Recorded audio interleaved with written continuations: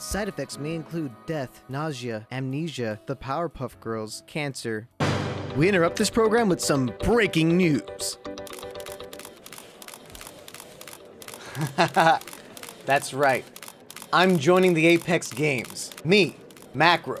Do I have any questions? What does your dad think about this? My dad? My dad? He's a has-been. He used to be a part of this. Nobody cares, dude. You don't think he'll be upset? Nah. Do you think something will stop you from being in the games? Nothing is gonna stop me. And I hope I die in these games. And I hope my dad feels bad about it. Screw my dad, and screw you too. Any other questions?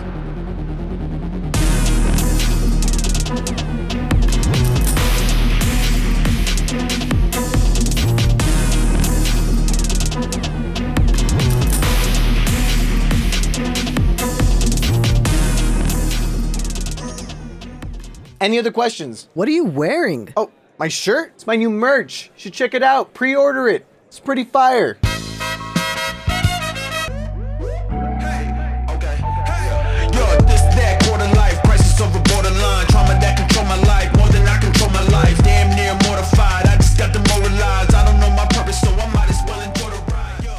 Ballistic is the 24th legend in the Apex games, but in reality, he was actually one of the first. His real name is August Brinkman, and he is the sole heir to the Brinkman family fortune, a fortune his parents built with pretty shady deals. This, unfortunately, caused his parents to get killed. So, like Batman, he was a billionaire orphan. And also like Batman, instead of coping with his parents' death in a healthy manner, he joined the Thunderdome games, the death games that came before the Apex games. What's with billionaire orphans just like not going to therapy? He took the name Ballistic and quickly became a celebrity with his style and flair. He also met his future wife, Sok Lang, and her brother, Kit Sayang, and together they became an unstoppable trio. He eventually had a child, Nathaniel, and he was a great father and everything was great until one day Ballistic's selfishness caused the death of Kit Sayang. This death broke Ballistic, since it was his fault and he was full of guilt. And back then they didn't respawn, you know, like that death was permanent, like Forge. And this made him depressed and a recluse, which pushed away his wife and kid. So just like Batman in The Dark Knight Rises, he just locked himself up in his house and just watched TV and rotted away for years. Until one day, Apex announced that his son Nathaniel would join the Apex games, which made him furious. He shaved, cut his hair, got all of his gear, got a bunch of weapons, and then he infiltrated Hammond Labs and confronted Mr. Silva to put himself in the games over his son. Mr. Silva accepted this offer, and Nathaniel was kicked out of the Apex games, and Ballistic took his place. And that's why he's in the games. That's Ballistic's backstory, and you can learn even more about it in the new Apex Museum in World's Edge. Yep, there's a museum now! Because with every new season comes new changes to the game. Fragment West and the streamer buildings are all gone, and in its place is the Monument, which is a museum that showcases the original 8 legends of Apex, as well as the history of the Thunderdome games. There's even a gift shop full of Forge shirts. Oh,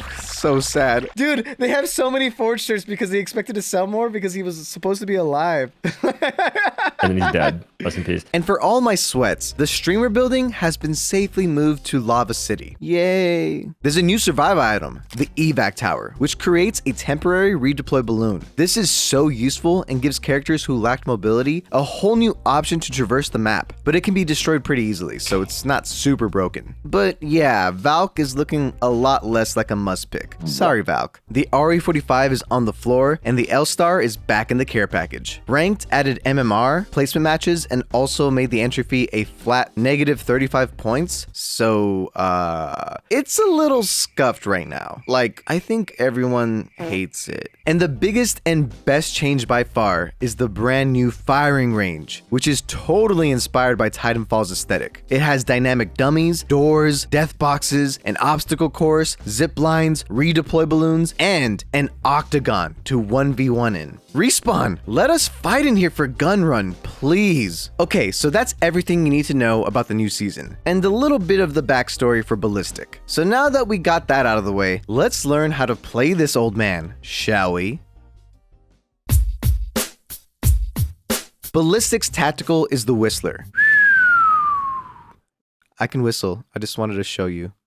You have a mini smart pistol that shoots a projectile that does 20 damage on impact, and the enemy hit with it will overheat if they shoot too quickly. When an enemy overheats, it will do an additional 30 damage and stop them from using their weapon for like a second. But the overheating effect will go away if no overheating happens after 12 seconds. The damage from the overheating itself will never kill, just the impact itself can kill. And you'll know you're being targeted by an enemy ballistic because it will say missile locked. It's right there. You can't miss it. It's great to use mid-fight, especially since you can shoot it without putting your weapon away. The damage will matter a lot and can easily help secure a kill. If you miss or don't lock onto an enemy, it will latch onto the floor or the wall or the ceiling and act as a trap with a small radius, and it will latch onto anyone who comes near it. So you can use it defensively to make enemies think twice before pushing you. But the impact damage is way less, just 5 damage. In general though, you should use it in every fight right at the beginning, as it's always worth it. Free damage is free damage. Ballistic's passive ability is Sling. Ballistic can carry a third weapon. However, that weapon cannot have attachments, and it can't be a care package weapon. But imagine though, like a Kraber in the back pocket?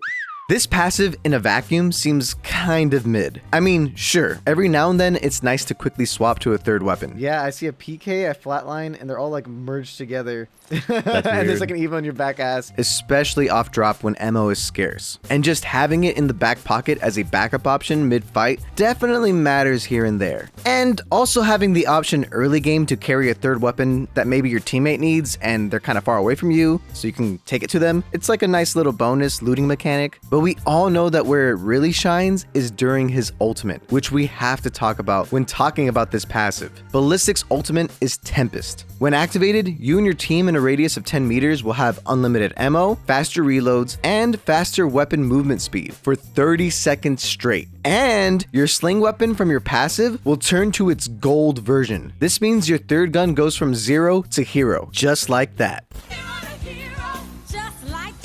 And it's glorious. Guns that have hop-ups will have their hop-ups. SMGs, shotguns, and snipers will all have digital threats, and weapons that have a charging mechanic, like the Sentinel or the Rampage, will be fully charged or revved up on the spot. This ultimate makes pushing enemy teams a ton of fun. You can just pump so much damage into them with the same weapon with a fast reload, or go crazy and switch between all 3 of your weapons. It doesn't matter, just go off. Sometimes you might just use your ultimate to give your teammates the boost while you heal or get cover, or sometimes you'll just whip it out because having a third gun is faster than reloading your other 2. Whatever the reason, as long as it wins you the fight, you used it right, because this ultimate only takes 2 minutes to come back. It's pretty fast, so just use it every fight. But know that the ultimate does have a small windup. You can't just click it and instantly have it all. So activate it first and then go in and win, because, you know, if you activate it mid-fight, you might just die. He does that whole like hand animation thing, like KO from Valorant. You know what I'm talking about.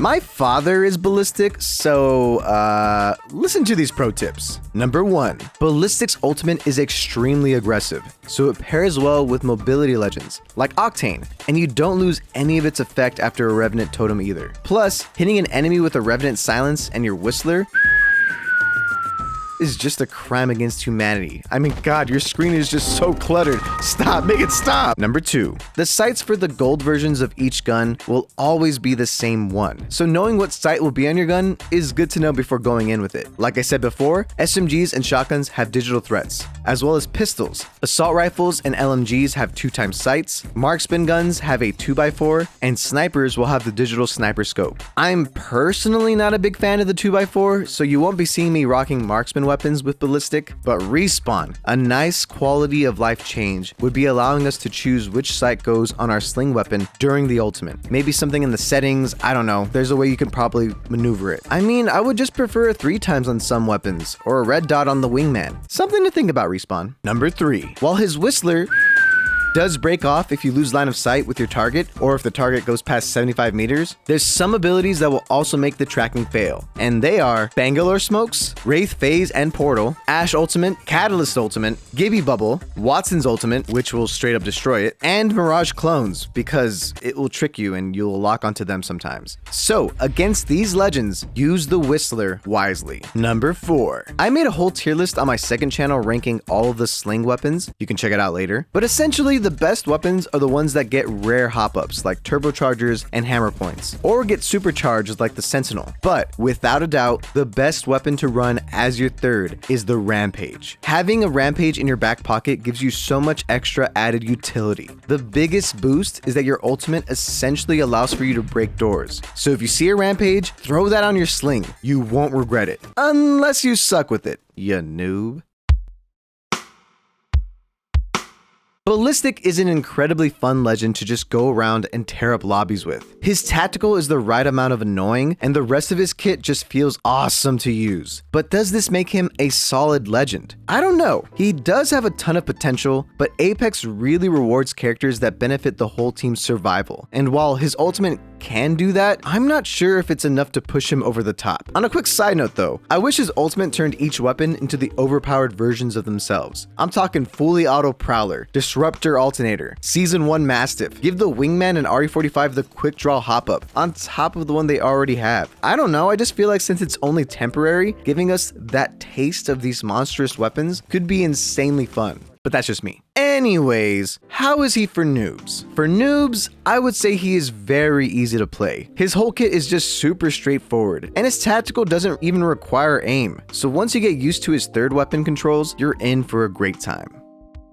But what do you think? Is Ballistic easy to play or hard to play? Do you think he's underpowered and needs buffs, or overpowered and needs nerfs? And if you think he needs buffs or nerfs, let me know how you would fix him in the comments down below. Okay guys, I gotta go make a few phone calls. Somebody took my spot in the Apex games. So annoying. So I'll catch you later. Ya noob.